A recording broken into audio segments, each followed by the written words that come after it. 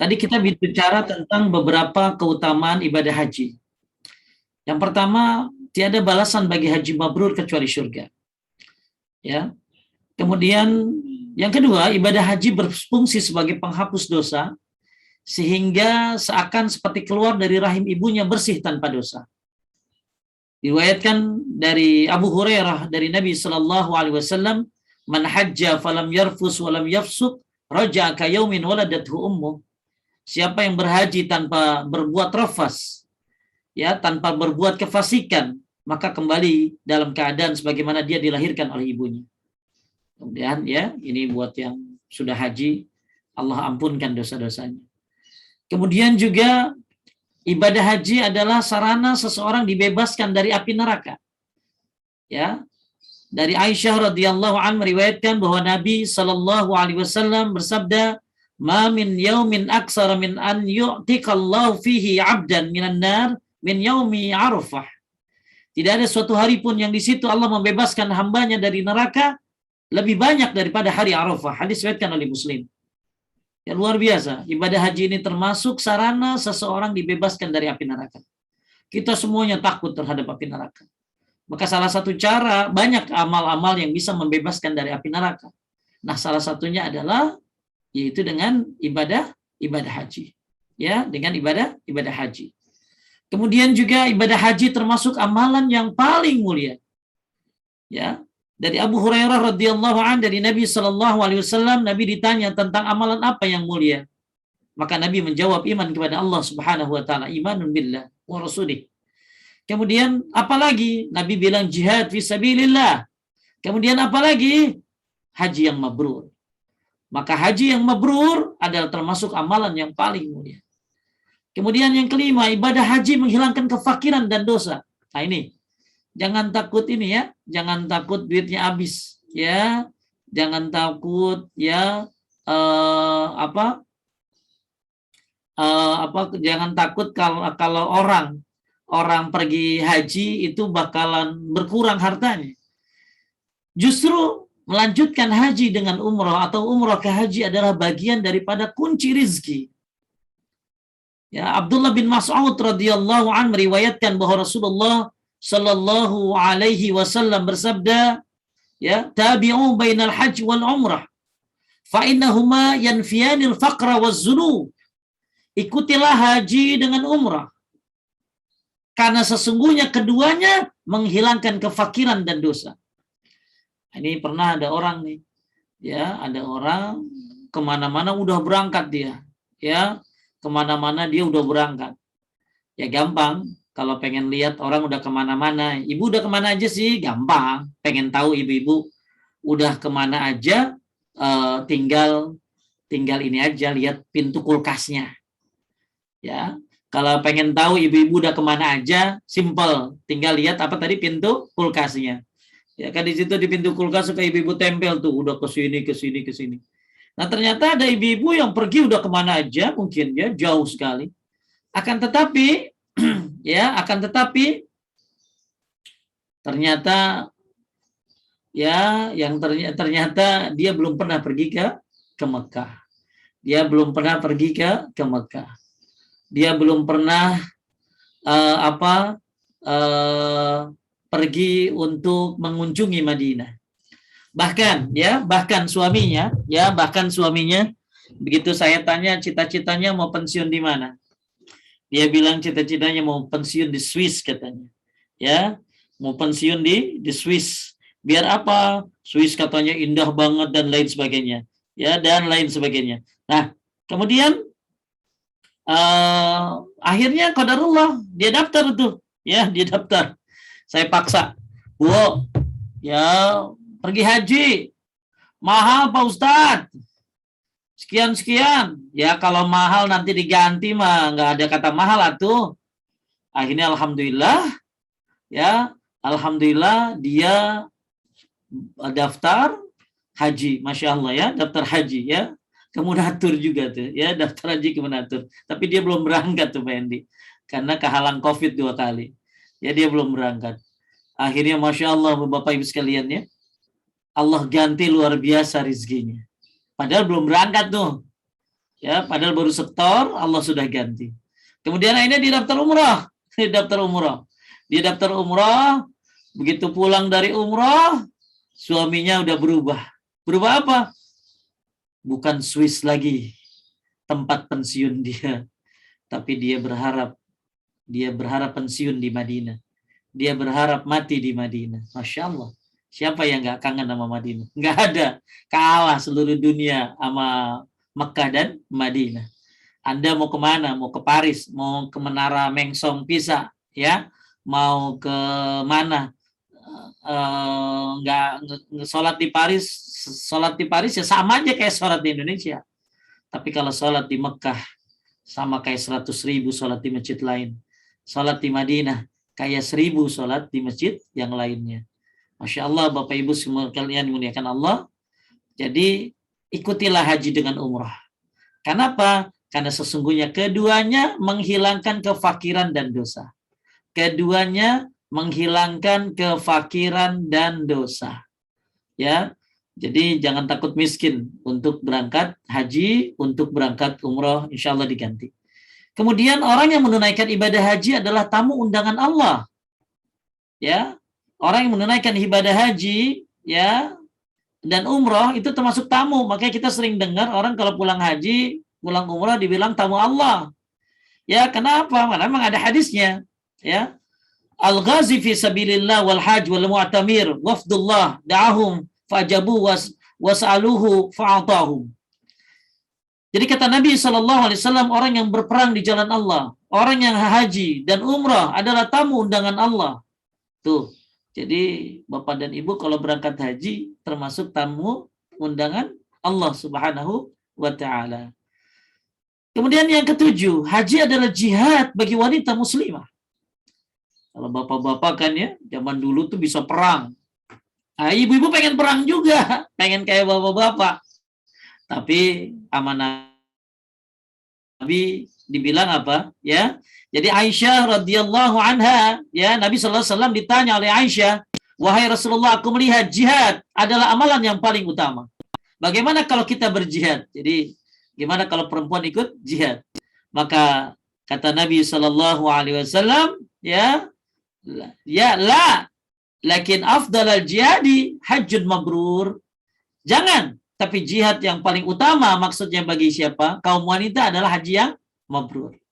Jadi haji mabrur adalah jihad bagi para wanita. Kemudian yang ke-8, setiap langkah kaki jamaah haji dan hewan tunggangannya bernilai 1 pahala, 1 penghapus dosa, 1 tingkatan pengangkatan derajatnya. Ini ada hadis yang lumayan panjang.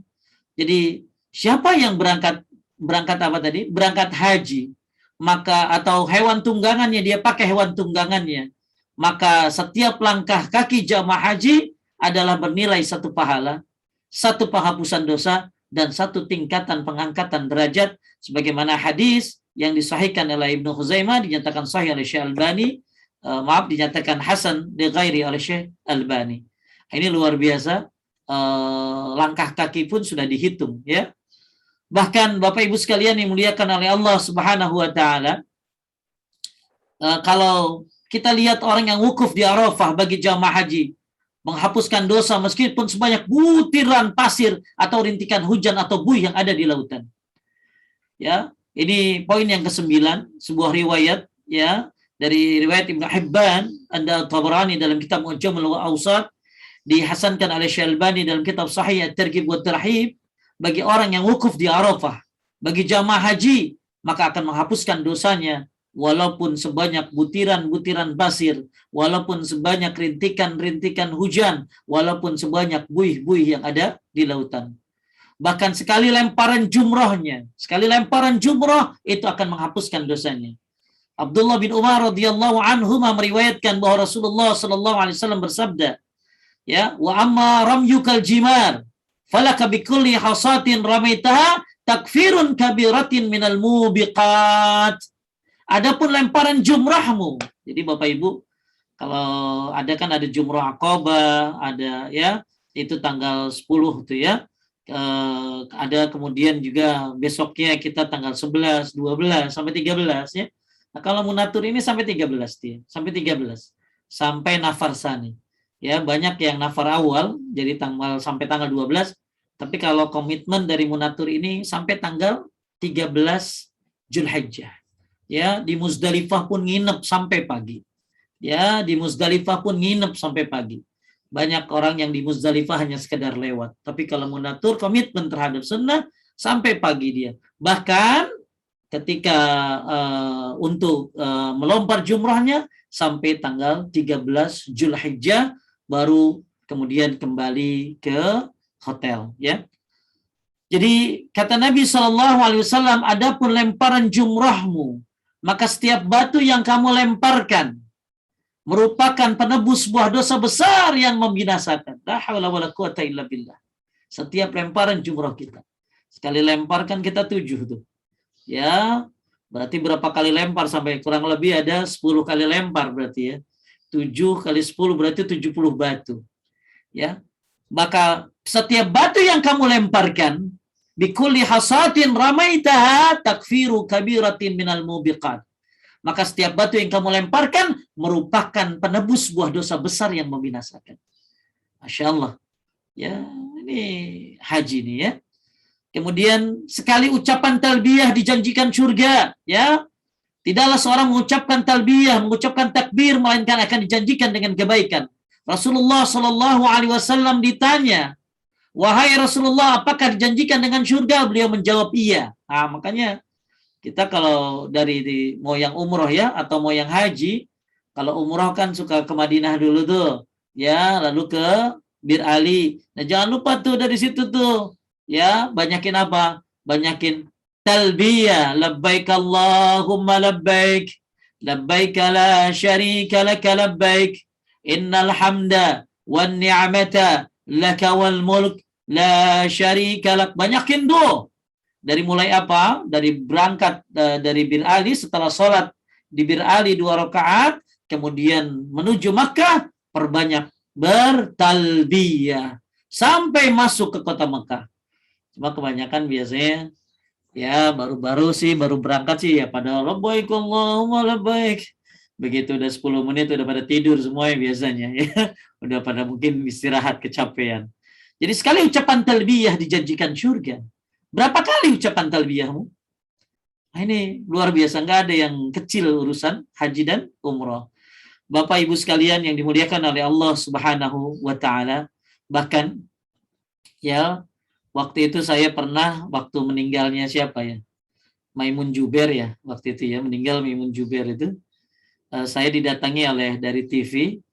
Kemudian saya ditanya tentang bagaimana orang yang meninggal di sana, orang yang meninggal haji.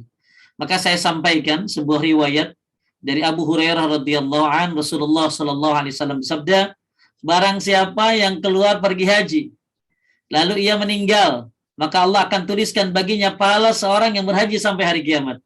Jadi Bapak Ibu keluar dari rumah, kemudian pengen haji, tiba-tiba di tengah jalan meninggal, di Cengkareng meninggal, kemudian sampai Jeddah meninggal, sampai Madinah meninggal, maka Allah tuliskan baginya pahala orang yang haji sampai hari kiamat.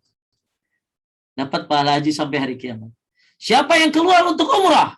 Bapak Ibu pengen umrah, lalu meninggal di mana? Di tengah jalan, maka Allah akan tuliskan baginya pahala orang yang umrah sampai hari kiamat. Nah, ini hadis ya dalam kitab Silsilatul Hadis Sahih. Ini luar biasanya orang haji dan umrah. Nah, sekarang kita masuk kepada pembahasan amalan pahala yang berpahala haji dan umrah.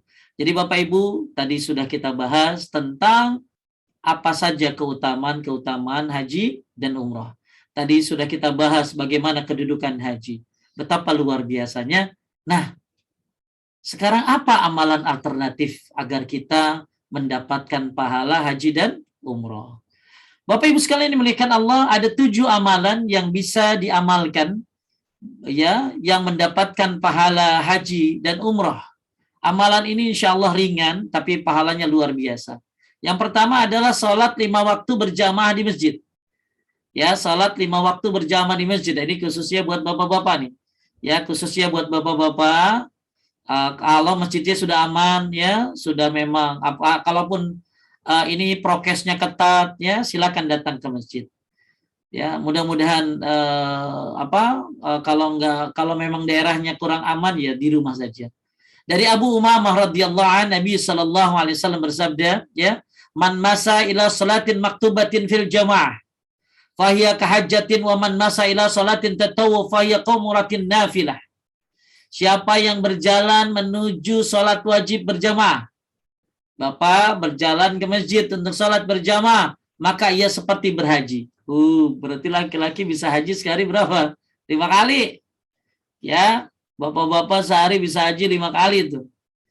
Ya, ibu-ibu gimana Pak Ustadz? Kan sholatnya di rumah ibu-ibu. Nah, ibu-ibu suruh lakinya ke masjid. Suruh anaknya ke masjid. Kan mandalla ala khairin kafa'ili. Orang yang mengajak pada kebaikan, maka seperti orang yang melaksanakannya. Jadi bapak ibu, ya, bapak-bapak ke masjid, anak laki-laki ke masjid, maka pahalanya seperti haji. Nah, ibu-ibu gimana? Supaya dapat juga pahala hajinya, suruh lakinya ke masjid, suruh anaknya ke masjid. Ya, laki-laki yang laki-laki. Dan siapa yang berjalan menuju sholat sunnah, siapa yang berjalan menuju sholat sunnah, maka ia seperti melakukan umroh yang sunnah. Ya, nah, biasanya bapak-bapak kan kalau ke masjid ya pengen sholat jamaah terus sholat sunnah juga, ya berarti dapat haji umroh itu. Luar biasa. Yang enak ya ibu-ibu, nggak usah berangkat ke masjid, ya, tinggal nyuruh lakinya, tinggal nyuruh anaknya yang laki-laki, siapkan mobilnya, nyalain mobilnya kalau dia pakai mobil, siapin sendalnya, buka gerbangnya, selesai dapat haji dan umroh karena membantu mereka orang yang pengen sholat berjamaah. Tuh, ibu-ibu lebih gampang tuh ya, lebih gampang.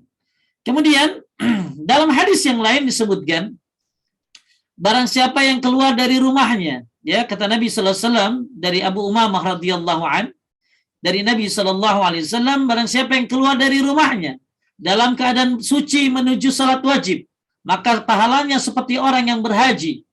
Barang siapa yang keluar dari salat, barang siapa yang keluar untuk salat sunnah duha. Nah, kalau tadi salat sunnah apa aja? Kalau ini salat sunnah duha, yang dia tidak melakukannya kecuali karena itu, maka pahalanya seperti orang yang berumrah. Ini amalan alternatif kalau kita pengen dapetin pahala haji dan umroh.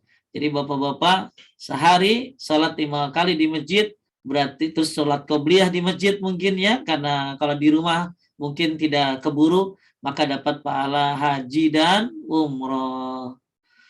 Kemudian yang kedua, ya ini yang masyhur yang kedua ini, ya, dari Abu Umamah radhiyallahu anhu, Rasulullah sallallahu alaihi wasallam bersabda, man shalla salata subhi fi masjid jama'atin yasbutu fihi hatta yusalliya subha ad-duha kana ka'ajri hajin aw mu'tamirin tamman hajjatu wa umratuhu. Barang siapa yang mengerjakan salat subuh dengan berjamaah, ibu, bapak, ya khususnya bapak-bapak salat subuh berjamaah di mana? Di masjid. Lalu dia tetap berdiam di masjid sampai melaksanakan sholat duha atau sholat isyraq. Jadi dia duduk aja tuh di masjid, ya, sampai sholat duha. Bisa dengerin kajian, ya, bisa juga baca Quran, zikir pagi sore, ya. Kemudian maka ia seperti mendapat, kemudian dia sholat duha, ya, 2 rakaat, maka ia seperti mendapat pahala orang yang berhaji dan menumrah. Tamman hajjatu wa umratu, sempurna haji dan umrahnya. Ini yang banyak tenor di kita nih.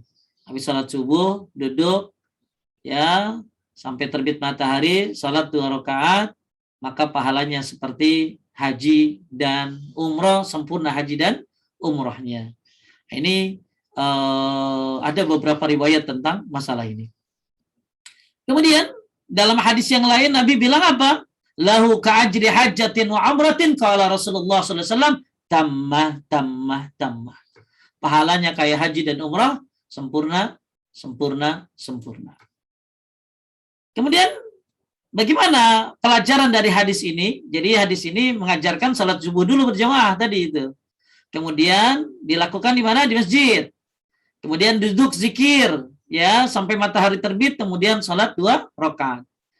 Akan tapi Kemudian jika dia di masjid, kemudian keluar dari masjid karena mungkin sakit perut, ya, kemudian dia lanjutkan lagi zikir di masjid, maka ia tetap mendapatkan pahala insya Allah. Dan jika keluarnya untuk suatu amalan yang lebih besar seperti menuntut ilmu, itu maka lebih afdol lagi.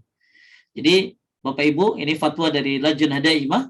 Kalau ada orang yang udah di masjid, pengen nunggu syuruk, ya, pengen duha, kemudian keluar karena apa? Karena pengen pernah punya hajat, ya, kemudian balik lagi melanjutkan zikir. Nah, ini sama bisa tetap dapat pahalanya insya Allah. Apalagi kalau dia keluar untuk suatu amalan yang lebih besar. Atau ini, aduh saya nggak bisa sholat di masjid, saya udah sholat nih, kayaknya nggak bisa sampai syuruk karena saya harus taklim di masjid lain. Maka akhirnya dia pergi ke masjid lain karena mungkin agak jauh dari rumahnya. Maka kata Lajnah Daimah, ini termasuk amalan yang lebih besar pahalanya. Yang lebih bagus lagi kalau di masjidnya ada kajian. Dia sambil nungguin syuruk, dia kajian. Waduh, Masya Allah, pahalanya luar biasa. Kemudian gimana kalau buat siapa? Ya, buat ibu-ibu, ya, buat ibu-ibu. Ibu-ibu yang sholat subuhnya di rumah, ini juga berlaku. Nah, ini fatwa dari Syekh bin Baz rahimahullah, ya, fatwanya bahwa seorang wanita yang sholat subuh di rumah, ibu-ibu sholat subuh di rumah, kemudian melakukan amalan seperti dalam hadis ini, juga akan mendapatkan pahala insya Allah. Dan lebih afdal bagi wanita sholat di rumahnya. Jadi ibu-ibu sholat di rumah, kemudian habis sholat di rumah, apa tadi? Zikir, ya, kemudian sampai terbit matahari, lalu sholat duha 2 rakaat, maka ibu-ibu pun bisa mendapatkan pahala haji dan umrah, walaupun dia sholat di rumah, karena kewajiban sholat ibu-ibu adalah di rumah. Ya, nah, ini luar biasa pahala yang bisa didapatkan oleh siapapun, pahala alternatif pengganti haji dan umrah. Kemudian yang ketiga, pengganti amalan haji dan umrah pahalanya adalah menghadiri majelis ilmu di masjid. Ya, menghadiri majelis ilmu di mana? Di masjid. Dari Abu Umamah radhiyallahu anhu, Nabi sallallahu alaihi wasallam bersabda, "Man goda ilal masjid." Siapa yang berangkat ke masjid, la yuridu illa yata'allama khairan. Tidaklah dia ingin keluar kecuali untuk belajar kebaikan. Ya, au yu'allimahu, atau mengajarkan kebaikan. Kana lahu ka'ajri hajin tamman hajjatuhu, maka ia mendapatkan pahala haji yang sempurna hajinya. Ya, misalnya saya ngajar di masjid subuh-subuh, maka saya dapat pahala haji. Sholat subuhnya dapat pahala haji. Ngajarnya dapat pahala haji. Nah, bapak-bapak, ibu-ibu, misalnya bareng-bareng ke masjid sama suami, ya, istri, datang ke masjid, ya, pahalanya kayak haji. Terus dengerin ilmu, kan berarti dengerin kebaikan, ya, berarti belajar kebaikan, maka pahalanya juga dapat pahala haji.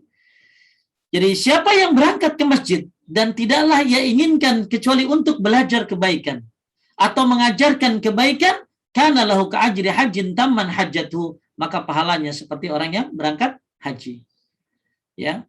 Dalam hadis yang lain, ya, disebutkan barang siapa berangkat man ghada ilal masjid la yuridu illa ayyata'allama khairan aw yu'allimahu kana lahu ka'ajri hajjin tamman hajjatuhu. Hadis yang sama tersebutkan dalam Sahih At-Targhib wa Tarhib.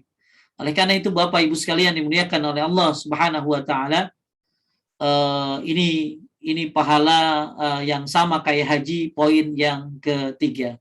Makanya Syekh Sulaiman Ar-Ruhaili hafizahullah mengatakan, ya, kurang lebih artinya, wahai sejenak saudara-saudaraku, haji ini tidak terkait dengan waktu tertentu.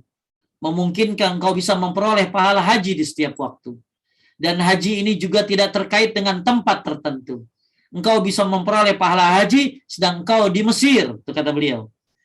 Jadi kata Syekh Ruhaili, pahala apa tadi? Menuntut ilmu di masjid, pahala mengajar di masjid, ini tidak terikat dengan waktu. Anda bisa memperoleh pahala haji ini di setiap waktu. Dan di tempat manapun, walaupun engkau berada di Mesir, kata beliau, engkau bisa dapat pahala haji ini. Engkau berada di Maghrib atau di Maroko, Anda bisa dapat pahala haji ini. Atau di Amerika, ya, yang sholat subuh di Amerika, terus kemudian belajar menuntut ilmu, kemudian sholat syuruk 2 rakaat, maka pahalanya juga kayak haji, walaupun dia di Amerika. Atau di tempat lainnya. Yaitu syaratnya apa? Kata beliau, Syekh Ruhaili, engkau berangkat menuju masjid dan niatnya murni dan jujur bahwa engkau ingin mengajari kebaikan atau mempelajarinya, niscaya engkau beruntung dengan memperoleh pahala haji yang dimana hajinya itu sempurna. Ya, Bapak Ibu sekali menaikkan Allah, kita di Indonesia, tapi bisa dapat pahala haji. Dengan cara apa? Tadi udah 3 yang kita bahas. Ya, salah satunya yang kita bahas nomor 3 adalah menuntut ilmu di masjid atau mengajarkan ilmu di masjid. Kemudian ya, Bapak Ibu sekalian dimuliakan oleh Allah Subhanahu wa taala. Poin yang keempat, apa-apa amalan alternatif pengganti haji dan umrah? Amalan yang keempat adalah membaca tasbih, tahmid, takbir setelah sholat. Ini hadisnya panjang dari Abu Hurairah radhiyallahu an. Jadi singkatnya begini. Ada orang-orang miskin yang datang kepada Nabi Shallallahu Alaihi Wasallam. Lalu mereka berkata, orang-orang kaya itu pergi membawa derajat yang tinggi dan kenikmatan yang kekal. Zahaba ahlud dusur bil ujur. Jadi orang dulu mah ya, iri sama orang kaya itu bukan masalah harta, bukan masalah mobil, bukan masalah rumah. Tapi orang miskin dulu iri sama orang kaya karena orang kaya ini ternyata bisa dia ini bisa melebihi orang-orang miskin dalam beberapa perkara. Jadi orang kaya ini diiriin sama orang miskin. Kenapa? Karena orang kaya bisa lebih banyak pahalanya katanya. Ya, kalau di kita kan yang miskin iri sama yang kaya ya karena mungkin nikmat hidupnya, bukan yang dilihat ibadahnya. Tapi kalau zaman Nabi, orang miskin tuh iri sama orang kaya karena ternyata jadi orang kaya itu bisa lebih banyak ibadahnya. Jadi yang dilihat adalah amal ibadahnya. Maka kemudian akhirnya mereka mendatangi Rasulullah Shallallahu Alaihi Wasallam. Ya, maka mereka mengatakan orang-orang kaya itu pergi membawa derajat yang tinggi dan kenikmatan yang kekal. Mereka sholat sebagaimana kami sholat. Ya, orang kaya sholat, orang miskin sholat. Mereka puasa, kami juga puasa. Kalau orang miskin puasa mulu kali. Namun mereka memiliki kelebihan harta sehingga bisa berhaji, bisa berumrah. Tuh, itu yang diiriin sama orang miskin tuh. Jadi orang miskin tuh iri. Kenapa iri sama orang kaya? Ya kalau sholat sama, orang miskin juga sholat. Orang kaya puasa, kita juga puasa. Tapi kalau orang kaya bisa haji, bisa umrah. Maka ini yang diirikan oleh orang-orang miskin ini. Maka Nabi terus apalagi selain bisa haji dan umrah, mereka bisa jihad, bisa bersedekah. Ini yang diirikan oleh orang-orang miskin. Maka Nabi Shallallahu Alaihi Wasallam mengatakan, maukah kalian aku ajarkan suatu amalan yang dengan amalan tersebut kalian akan mengejar orang yang mendahului kalian dan dengannya dapat terdepan dari orang yang setelah kalian. Intinya Nabi ngajarin zikir, Bapak Ibu. Zikir setelah sholat, maka Nabi menyuruh membaca apa? Nabi menyuruh orang miskin membaca apa?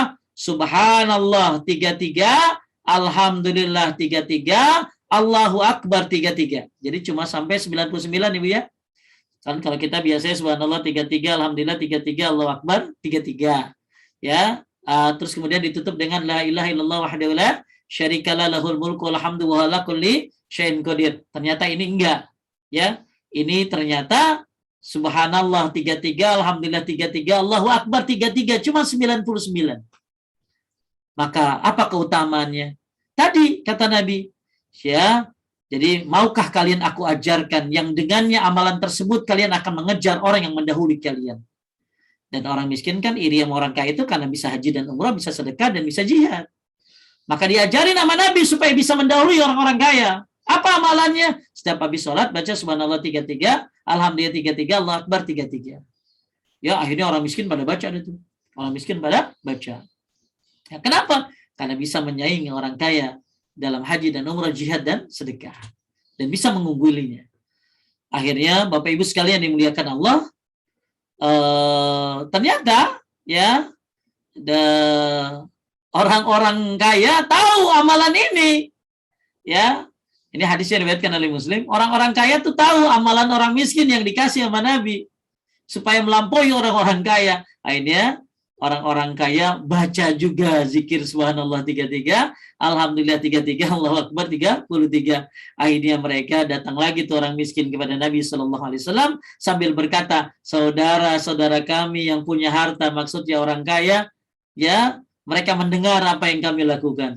Lantas mereka pun melakukan amal yang sama kayak kami. Maka Rasulullah sallallahu alaihi wasallam bersabda, "Zalika fadlullah yu'tihi mayyasha." Inilah karunia yang Allah berikan kepada siapa saja yang Dia kehendaki.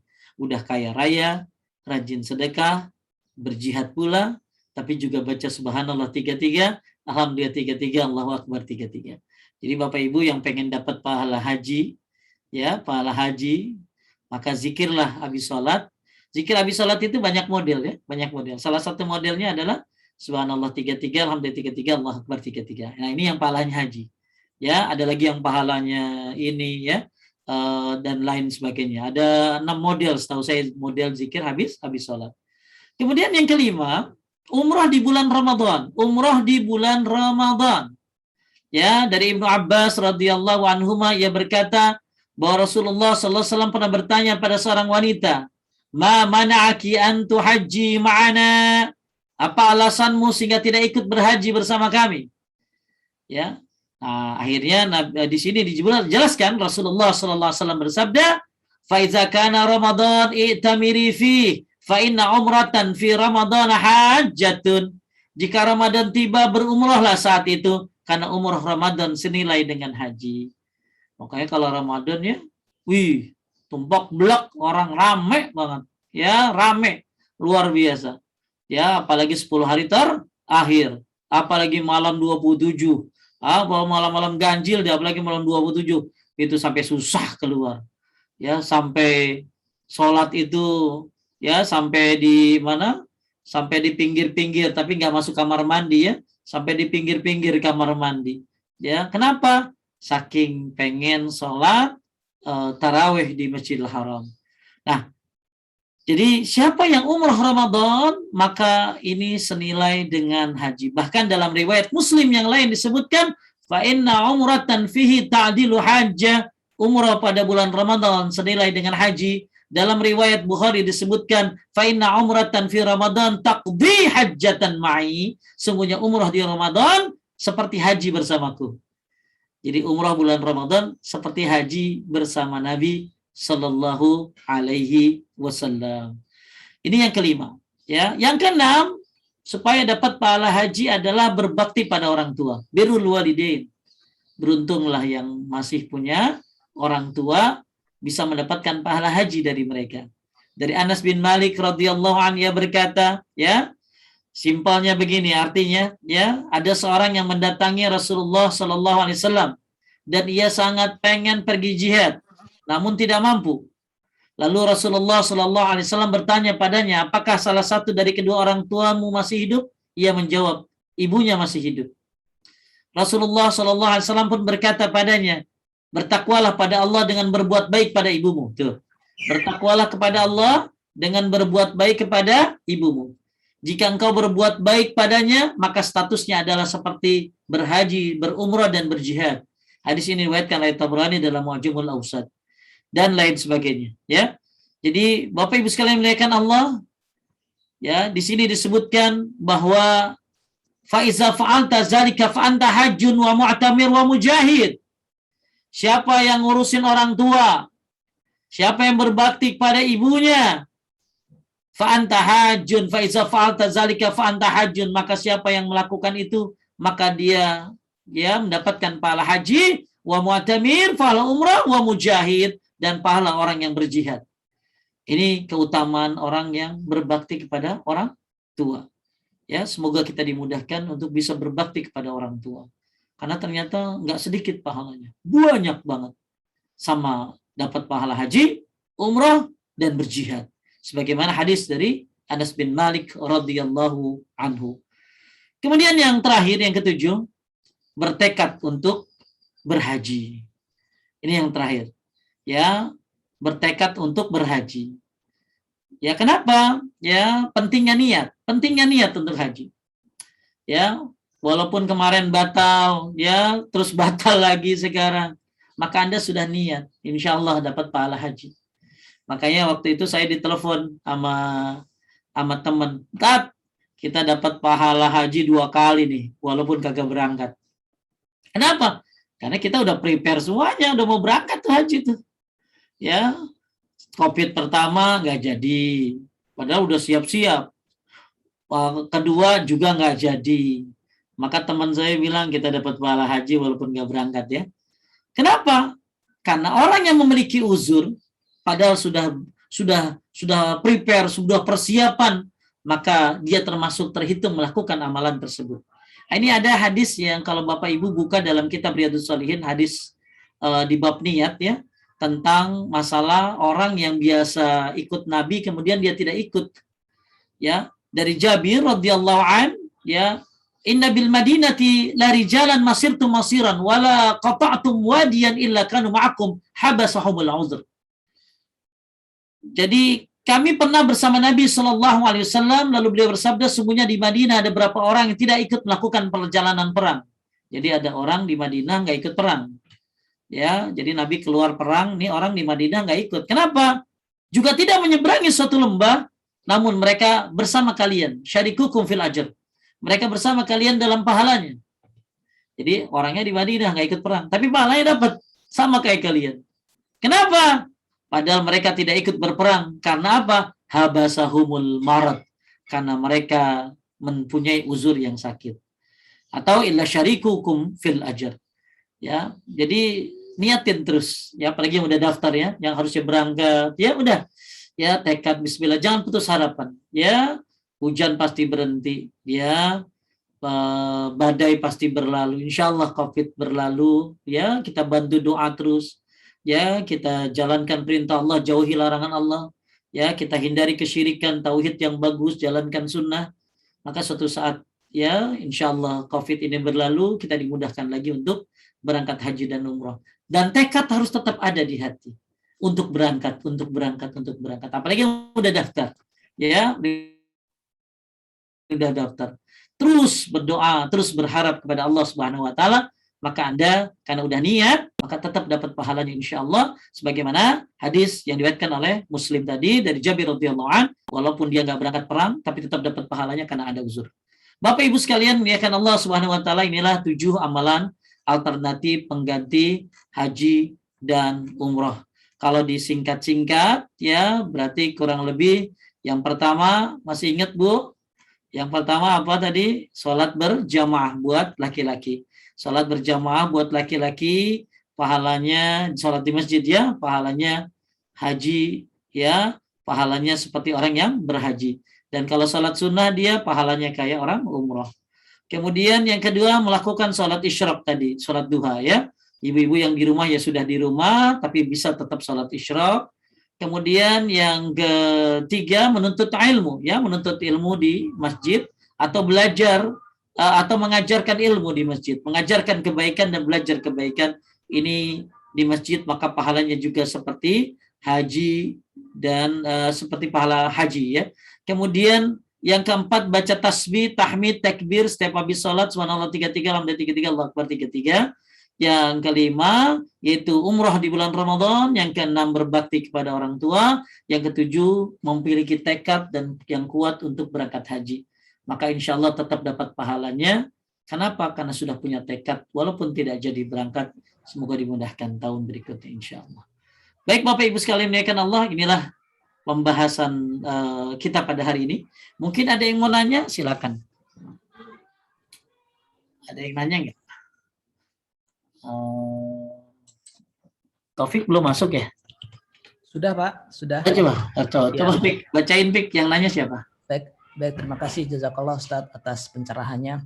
Memang dari penjelasan Ustadz tadi kita bisa simpulkan bahwa agama Islam itu agama yang mudah.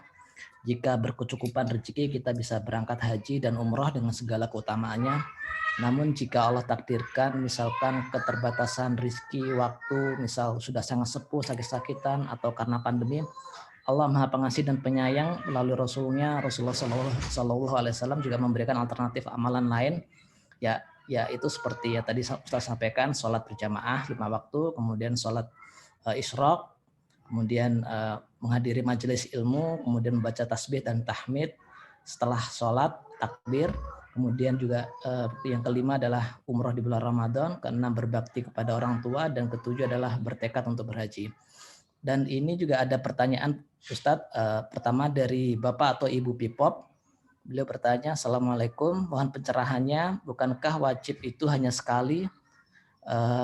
Lalu apalagi saat sekarang ini antrian sangat panjang, bagaimana untuk yang haji yang kedua kali? Apakah sunnah seperti itu?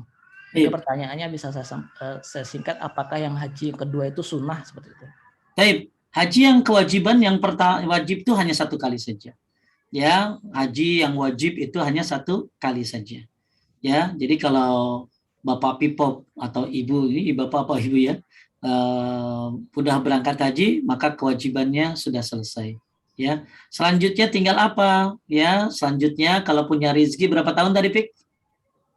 5 tahun ya, 5 tahun, badannya sehat, ya, umroh deh, umroh ya.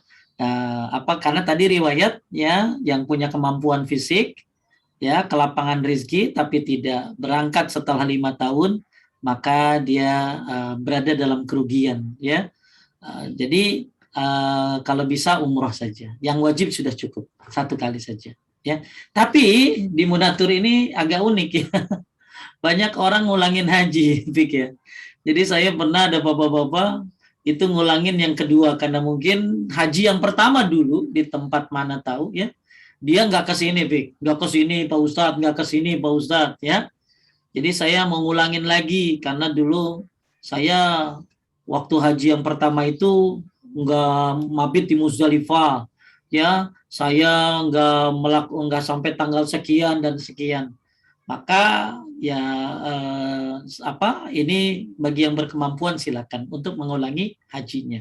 Tapi kalau tidak berkemampuan ya umrah, nggak mampu lagi lakukan amalan alternatif tadi. Ya Masya Allah.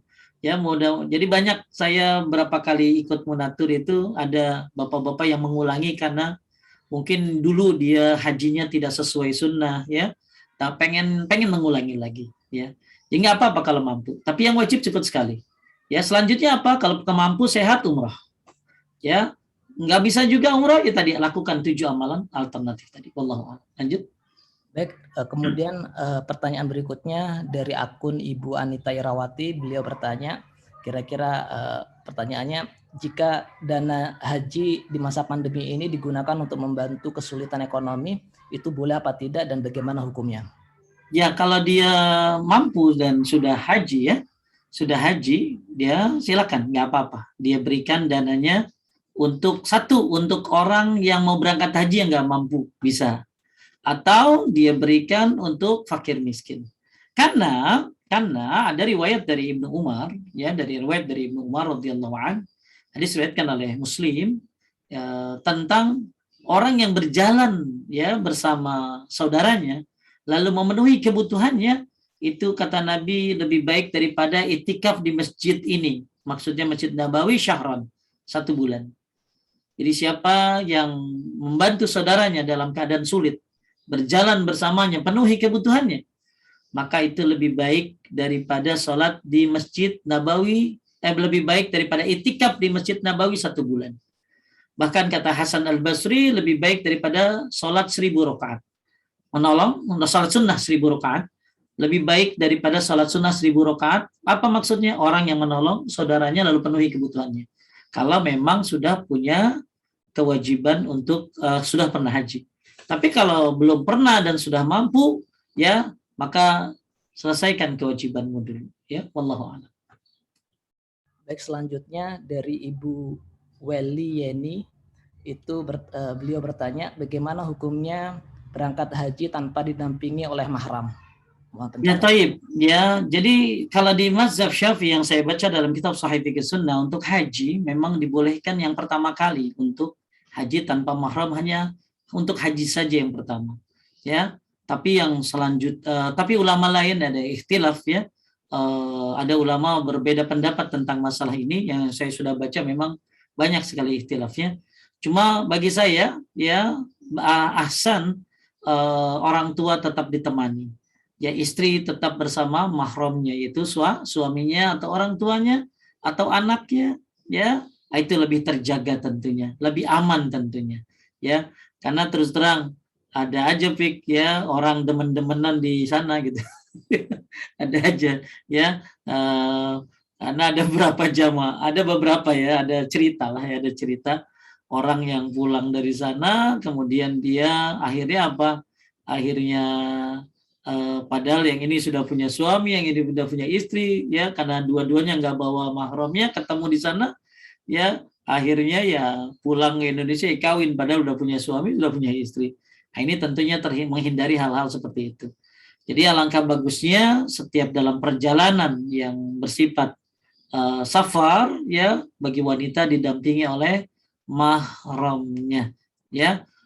Walaupun ada ikhtilaf ulama tentang diantaranya tentang haji, setahu saya untuk yang pertama kali dari mazhab Syafi'i itu dibolehkan tanpa mahram, tapi yang wajib, ya, tapi yang lain tetap harus pakai mahram katanya, walaupun haji yang pertama kali. Wallahu a'lam. Lanjut. Ya, kemudian pertanyaan dari Ibu Reri, beliau bertanya, kan tadi Ustaz sampaikan bahwa setelah sholat membaca tasbih, tahmid, dan takbir. Lalu kalau ini ditambahin dengan kalimat la ilaha illallah wahdahu la syarikalah lahu mulku walal hamd wa huwa ala kulli syai'in qadir, apakah mendapatkan pahala yang seperti antum sampaikan? Karena ini ada penambahan la ilaha illallah seperti itu. Tidak, lain ya Bu Reri, ya. Jadi kalau habis sholat baca subhanallah 33, alhamdulillah 33, Allahu akbar 33 ditutup dengan la ilaha illallah syarikalah, itu ngapusin dosa walaupun sebanyak buih yang ada di lautan. Kalau yang baca subhanallah 33, alhamdulillah 33, Allahu akbar 34, itu juga lain lagi, ada keutamaannya. Nah, ada lagi yang baca subhanallah 25, alhamdulillah 25, Allahu akbar 25, la ilaha 25, disebutkan oleh Muslim, itu juga memilih itu sunnah salah satunya. Ada lagi subhanallah 10, alhamdulillah 10, Allahu akbar 10, itu juga beda keutamaannya. Nah, sekarang yang kalau pengen dapat pahala haji, subhanallah 33, alhamdulillah 33, Allahu akbar 33. Kalau bisa ganti-ganti aja, duhur yang ini, asar yang ini, maghrib yang ini, isya yang ini, ya, semuanya dapat jadinya, dan semua adalah sunnah. Malah kata Imam Bukhari, mukmin terbaik adalah mukmin yang menghidupkan sunnah Nabi yang mati. Banyak orang habis sholat ya cuman subhanallah 33, alhamdulillah 33, Allahu akbar 33, tutup dengan la ilaha illallah syarikalah kullu syai'in qadir. Banyak yang itu kan, padahal ada sunnah-sunnah yang lain setelah habis sholat, bacaannya termasuk subhanallah 33, alhamdulillah 33, Allahu akbar 33. Allahu a'lam. Lanjut. Baik, ini ada pertanyaan lagi, masih ada pertanyaan lagi Ustaz, mohon maaf. Sampai nyantai aja. Pertanyaannya adalah kalau haji yang kedua masihkah bernilai sama dengan haji yang pertama karena sudah sunnah seperti itu? Tetap sama ya. Kalau hajinya mabrur ya dapat surga. Ya, Arafahnya ya, kalau dia meninggalkan rafas, fusuk ya, maka dia lahir seperti bayi yang ya lahir dari perut ibunya. Kalau dia umroh ya, kalau dia ke Arafah ya, bisa dihindari dari tetap sama keutamaannya. Cuma beda dalam segi kewajiban dan sunnahnya. Jadi yang pertama adalah wajib, yang kedua adalah sunnah. Tapi dari segi pahala tetap sama, Ibu ya. Lanjut. Cuman Ibu insya Allah haji yang kedua ini mudah-mudahan melengkapi haji yang pertama. Ya, gitu. Lanjut. Kemudian dari Ibu Anita kembali lagi, beliau bertanya, beliau sudah ingin mendaftar haji tapi suaminya tidak ingin, apakah beliau ibu itu harus berangkat sendiri karena suaminya masih iya atau bagaimana Ustaz? Jadi doain deh Pik itu mah suaminya. Ya, kalau enggak diruqyah Pik, ya diruqyah biar berangkat. Ya Bu, terus berdoa. Saya juga pernah ada bapak-bapak yang enggak mau berangkat ya. Ya padahal duit banyak, enggak mau berangkat. Tapi yang namanya hidayah kan nggak ada yang tahu ya. Ibunya sih terus berdoa. Suatu ketika saya ngajar di rumahnya, saya bawalah brosur munatur waktu itu, Pik. Saya bawa brosur munatur, terus saya kasih ibunya. Ya, terus ibunya nggak usah ngomong, taruh di meja bapaknya. Ya, qadarullah, begitu bapaknya baca langsung udah daftar dah. Nggak ada yang tahu. Ya, jadi mungkin bapaknya itu nggak tahu keutamaannya, ya, nggak tahu hukumannya. Makanya Hasan ibu cari tulisan-tulisan tentang keutamaan haji, ya, tentang kewajiban haji bagi yang mampu, dan terus keutamaannya. Mungkin bapaknya nggak tahu keutamaannya gitu. Makanya kalau dia dikasih tahu, siapa tahu tergugah. Atau mungkin nggak ada brosurnya gitu kan. Nggak ada brosurnya, dia bilang haji susah dah, nggak enak dah ya. Ya dia belum rasain masuk munatur ya. Masya Allah ya. Jadi mungkin dia menganggap susah, nggak enak ya. Padahal sekarang udah sangat enak ya, sangat mudah, sangat enak dan Masya Allah ya, luar biasa ya, luar biasa banyak kemudahan. Lanjut. Selanjutnya dari Ibu Mia Dewi Nur Syamsi, beliau bertanya, mana yang lebih utama antara umroh atau mengumrohkan orang lain? Ibu udah umroh belum? Kalau ibu belum umroh ya umroh. Kalau ibu sudah umroh boleh mengumrohkan orang lain. Ya, mengumrohkan orang lain juga dapat pahala umroh. Ya, jadi siapa yang mengumrohkan orang lain, kita juga dapat pahala umroh. Atau orang yang membadalkan umroh orang lain, ya misalnya gini, saya badalin umroh orang lain ya. Misalnya ya, saya dari Indonesia berniat umroh untuk buat kakek saya. Maka ada ulama berpendapat saya hanya dapat pahala sholat di Masjidil Haram, Masjid Nabawinya, tapi tidak dapat umrohnya buat kakek saya. Tapi ulama yang lain berpendapat tetap dapat semuanya.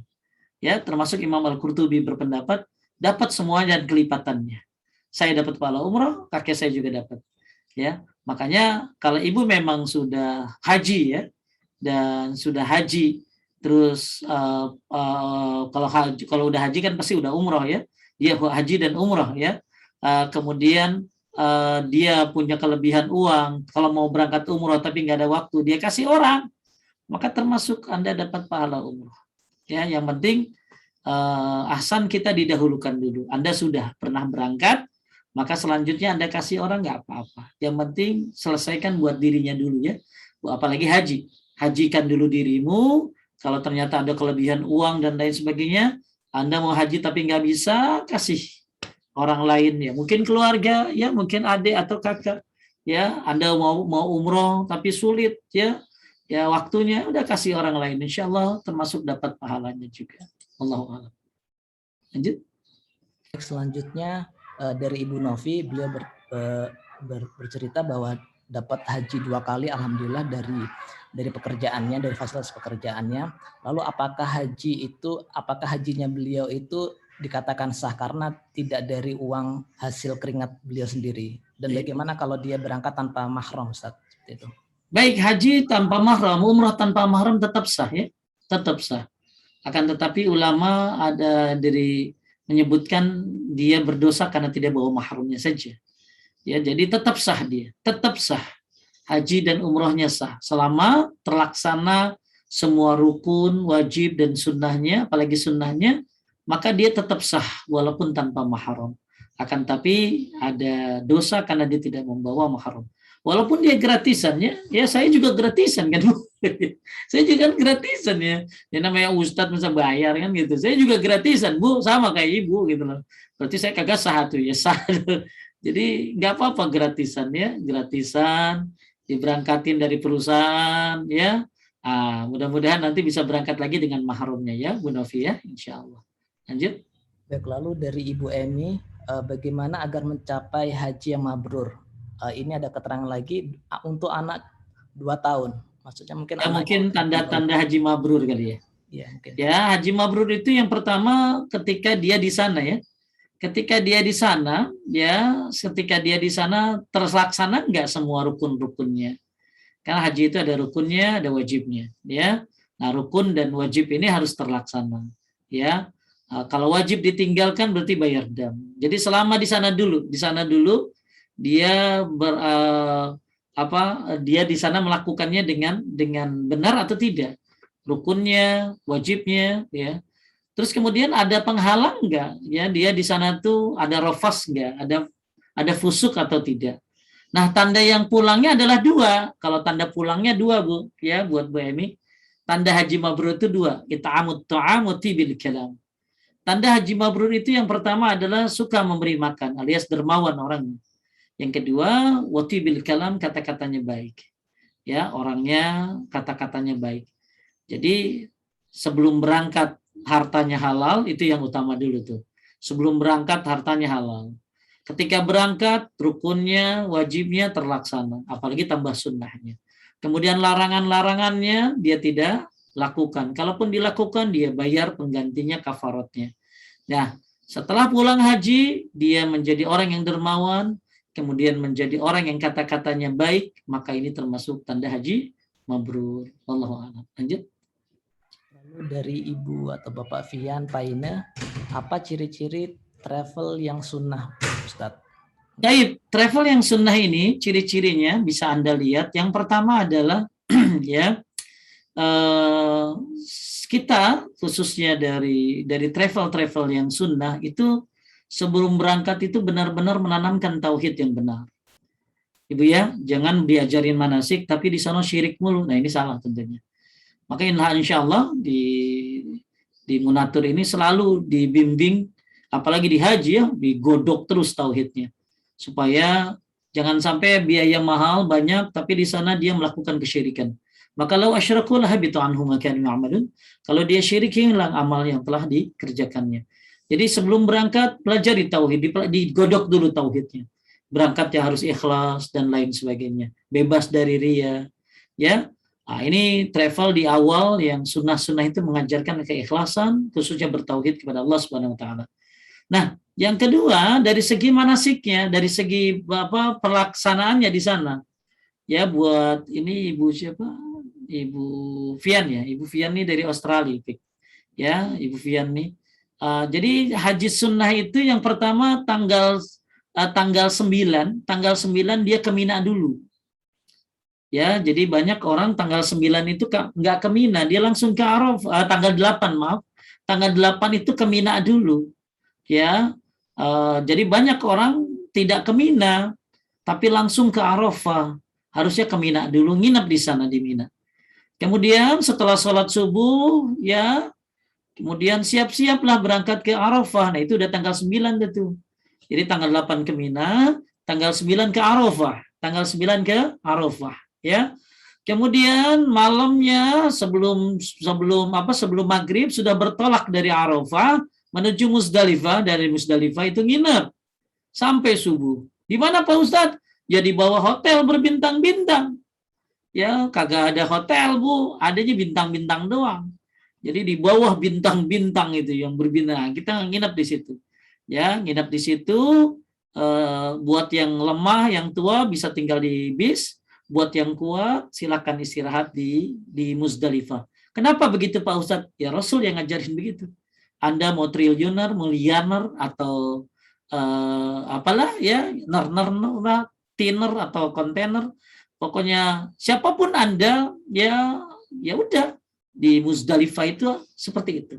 Ya jadi biasanya nanti ada kopi, ini banyak macam. Tetap enak juga sih, cuma nggak pakai hotel, nggak pakai tenda. Ya udah gitu. Yang disuruh sama Nabi di Musdalifah adalah berdiam diri sampai subuh, sholat subuh berjamaah, kemudian baru nanti tanggal 10 ya, tanggal 10 pagi subuh bisa ya lalu berangkat kemana, bisa untuk jumrah Aqabah ya atau langsung tawaf ifadah. Nah, setelah tawaf ifadah langsung jumrah Aqabah ya, kemudian baru dicukur, dibotakin. Kemudian yang sunnah itu sampai tanggal 13 Zulhijjah. Namanya nafarsani. Jadi haji itu cuma 8, 9, 10, 11, 12, 13. Cuma 6 hari ya, Bu Fian. Haji itu cuma 6 hari. Ya. Nah, banyak yang enggak sunnah itu tanggal 8 enggak pada ke Mina. Di Musdalifah cuma lewat doang. Terus kemudian begitu di mana? Di hajinya, dia di Minanya cuma sampai tanggal 12. Kalau pengen semuanya dapat, rukun, wajib, sunnah dapat, dari tanggal 6 sampai tanggal 13. Nah, itu susunannya. Ya, susunannya. Baik, lanjut. Baik, dari Ibu Wardah Azwar, beliau bertanya, adik beliau ingin berangkat haji, tapi karena ada kendala tidak ada mahram dan kondisi fisik yang tidak memungkinkan, apakah boleh dibadalkan oleh ustadz yang di sana? Baik. Badal itu bukan hanya buat orang yang meninggal, tapi badal juga boleh buat orang yang benar-benar fisiknya tidak mampu. Jadi kalau ada orang tidak mampu berangkat haji fisiknya karena mungkin lemah, kalau dibawa akan menyakitkan, akan memudaratkannya, maka dia dibadalkan. Nah, cuma yang membadalkan ada syaratnya. Yang pertama, sudah pernah haji yang membadalkannya. Yang kedua, ya dia membadalkan hanya satu orang saja dalam satu kali haji. Nah, Hasan yang dikenal ya pelajar-pelajar mungkin yang ada di Mekah dan di Madinah atau bisa lewat ustadz-ustadz yang memang dikenal ya. Jadi Ibu dibolehkan badal haji satu atau badal umrah buat orang yang sudah meninggal dunia. Ya, yang kedua buat orang yang memang secara fisik tidak mungkin untuk berangkat itu ya. Tapi kalau secara fisik dia mau berangkat nggak boleh dibadalkan ya. Nah, kemudian satu lagi tadi untuk ciri-ciri travel yang sunnah gampang sekali ya, tinggal tanya aja per telepon. Maka yang bagus Bu Fian dan semuanya belajar dulu sebelum berangkat haji. Belajar dulu sebelum berangkat haji. Ya, biar punya ilmunya. Nah, begitu udah punya ilmunya, ya baru deh tanya-tanya. Ini kesini enggak, ya? Atau tanya sama ustadz-ustadz yang dipercaya, ya. Lanjut. Dari Ibu Yati Kusuma, beliau bertanya karena suami beliau sudah wafat, apakah boleh menunggu anaknya yang berusia 7 tahun untuk menemani beliau haji atau mungkin bisa daftar langsung? Karena mahramnya, Ustaz. Karena beliau kan tidak mempunyai mahram karena suaminya meninggal, apakah harus menunggu anaknya yang berusia 7 tahun sampai balik atau bagaimana? Sebenarnya ya mendingan dia kalau memang punya ada kelebihan rezeki bisa dia bersama dengan kakaknya ya. Kakak kalau dia punya kakak atau bersama dengan dengan ayahnya ya atau bersama dengan anaknya. Ahsan anaknya ini ya sudah bisa melindungi dia ya. Sudah balik kalau bisa ya. Ditunggu aja Bu. Insyaallah nggak akan kalau memang rezekinya nggak akan hilang ya, insyaallah dimudahkan. Lanjut. Ya, dari Ibu Nunung, beliau bertanya mohon diinfokan kembali zikir yang sesuai dengan keutamaan haji dan umrah dan sebagainya tadi, Ustaz.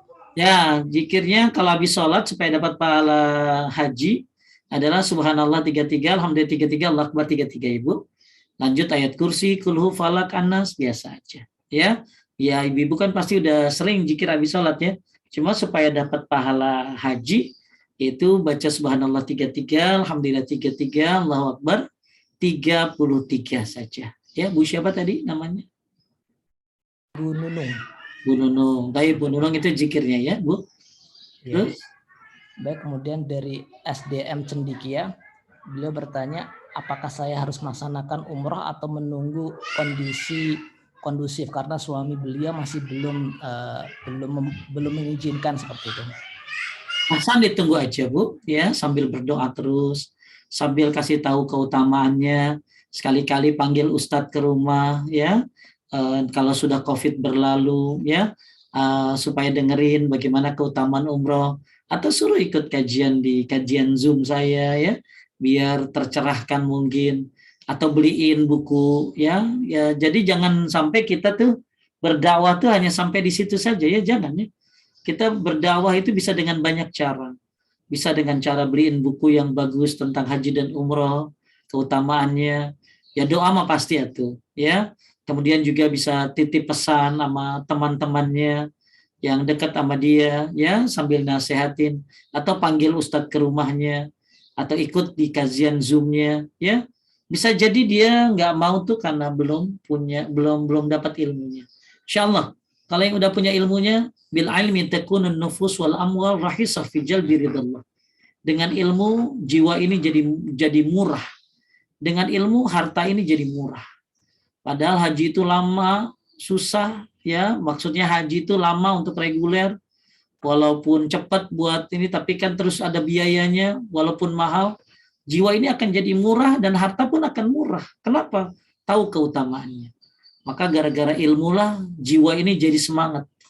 Ya, gara-gara ilmulah harta nggak ada artinya untuk melaksanakan ibadah. Pasti ibu ya, kalau disuruh raise hand, siapa yang kangen haji umroh? Siapa yang kangen Mekah Madinah? Pasti ini ada berapa orang, Pik? Ini ada sisa 169 orang, pasti pada raise hand semuanya. Ya, semua pengen berangkat haji dan umroh.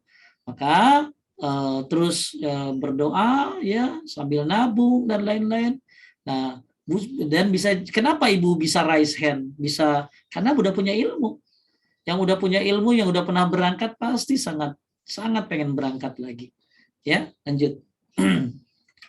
Baik, kemudian pertanyaan dari Ibu Neti Yahya, apa hukumnya haji tanpa mabit atau bermalam di Musdalifah? Ya, wallahu alam, akan tapi Muzdalifah ini ada beberapa pendapat tentang hukumnya. Ada yang menyatakan wajib, malah ada yang menyatakan rukun. Ya, makanya ada perbedaan pendapat tentang hukumnya. Ya, apakah ini wajib atau rukun? Ya, ada ada bahkan termasuk pendapat Syekh Albani ya haji seperti Nabi ya Muzdalifah gitu loh. Ya, ada juga yang menyatakan wajib. Kalau dia tidak ke Muzdalifah, benar-benar tidak ke Muzdalifah, ya maka dia harus bayar dam. Kalau benar-benar tidak ke Muzdalifah, ya kalau dia tidak ke Muzdalifah dia harus bayar dam itu. Tapi kalau tidak bermalam, nah ini ada perbedaan pendapat. Makanya di Munatur mengambil pendapat yang hati-hati yaitu bermalam di Muzdalifah sampai subuh, ya sampai subuh. Kan jadi ada yang berpendapat pakai pendapat A, pendapat B, oh cuma lewat doang dan lain sebagainya. Kita lakukan apa yang dilakukan oleh Rasulullah SAW. Saya ulangi ya. Jadi ada yang berpendapat pakai mazhab A, B, C, cuma lewat doang, oh cuma sampai tengah malam doang dan lain-lain. Tapi apa yang dilakukan oleh Rasulullah SAW adalah sampai di Muzdalifah sampai subuh. Nah, itulah haji yang seperti Nabi. Nah, untuk masalah masalah kalau dia tidak ke Muzdalifah ya dia harus bayar dam. Tapi kalau masalah mabitnya ada ikhtilaf ulama. Maka yang diambil oleh Munatur adalah yang paling hati-hati yaitu yang dicontohkan oleh Nabi itu bermalam di Muzdalifah. Allahu a'lam. Lanjut. Pertanyaan terakhir dari Ibu Wina. Beliau bertanya, apabila beliau memberangkatkan anak yang belum balik untuk berhaji, apakah nanti ketika anak tersebut sudah balik wajib kembali berhaji karena sudah balik atau bagaimana, Ustaz? Tahu saya ya kewajiban haji ini kalau dia sudah mumayyiz ya, sudah mumayyiz maka sudah haji itu. Mumayyiz itu usia berapa, Pik? Kalau anak sekarang mungkin 12 tahun, Ustaz.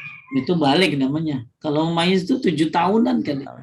7 tahunan, kalau balik lah 12-an. Kalau mumayyiz itu kayak sholat lah ya. Perintah sholat itu kan usia berapa? 7 tahun ya.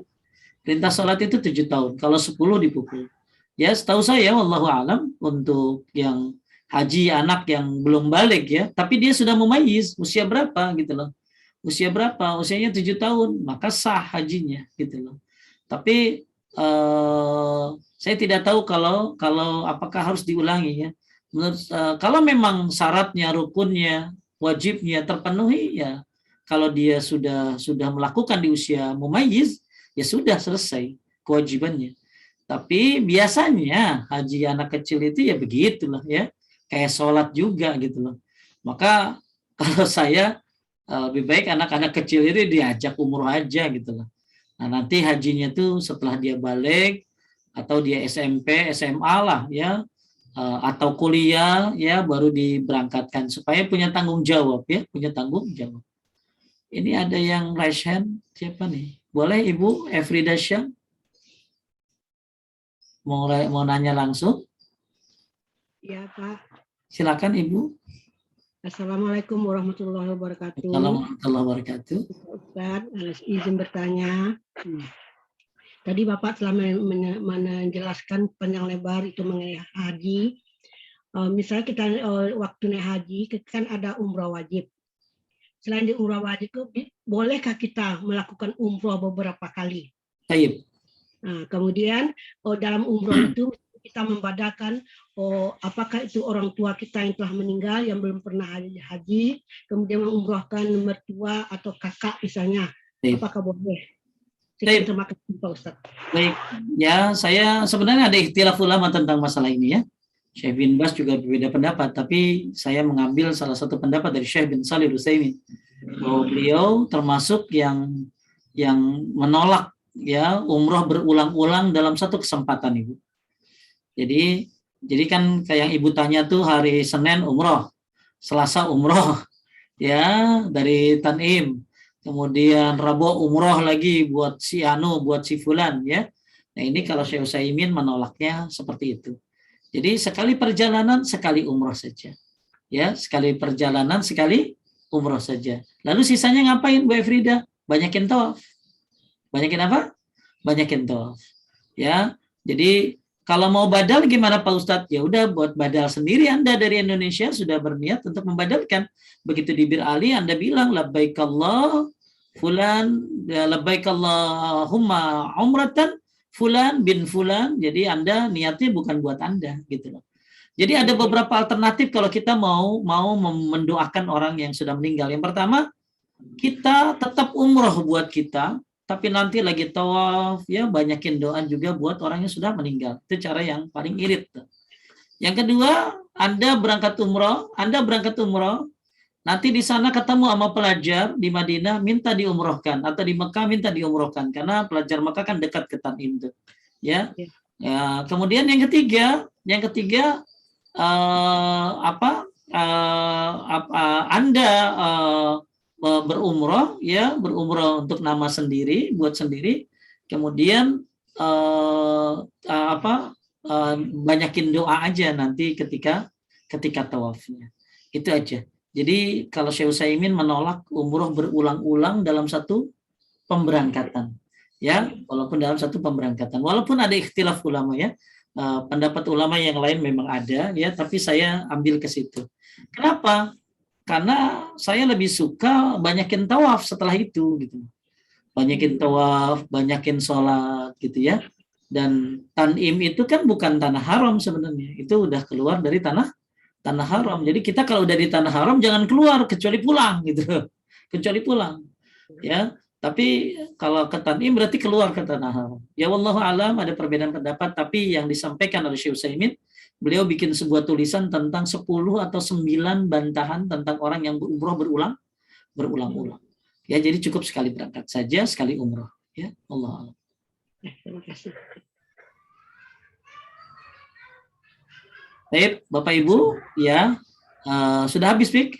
Sudah habis pertanyaan. Baik, alhamdulillah. Mudah-mudahan bermanfaat semuanya. Terima kasih buat buat Travel Munatur. Mudah-mudahan ya Bapak Ibu bisa terus belajar ya supaya tahu mana haji dan umroh yang sesuai dengan sunnah Rasulullah Shallallahu Alaihi Wasallam. Terima kasih pada pagi hari ini kita sudah difasilitasi oleh Munatur.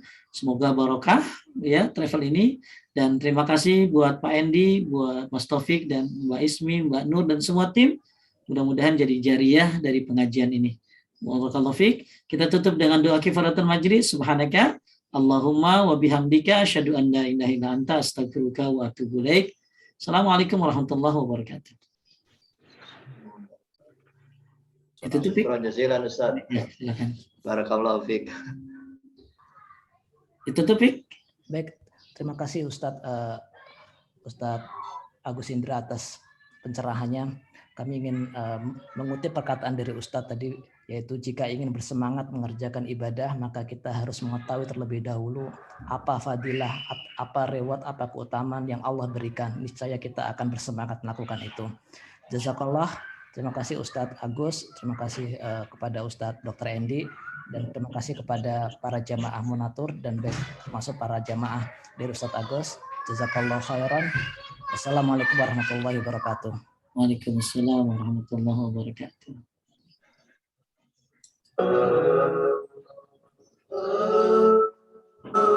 Makkah, a city literally carved from the mountains. For Muslims, the most holy place on earth. A place so revered that a non-Muslim is forbidden to even set foot in it.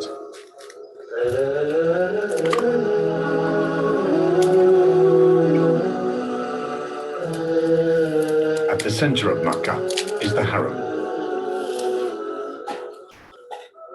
And at the center of the Haram is the Kaaba.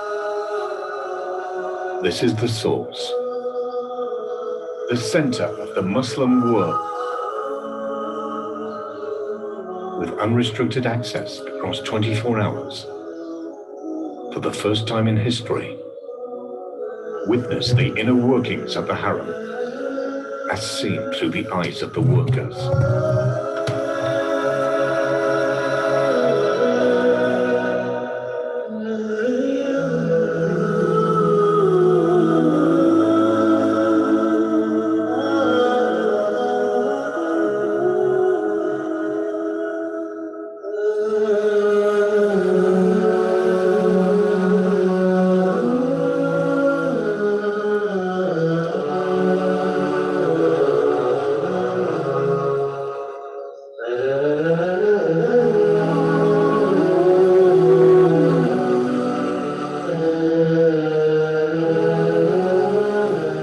And the Kaaba, as it's never been seen before.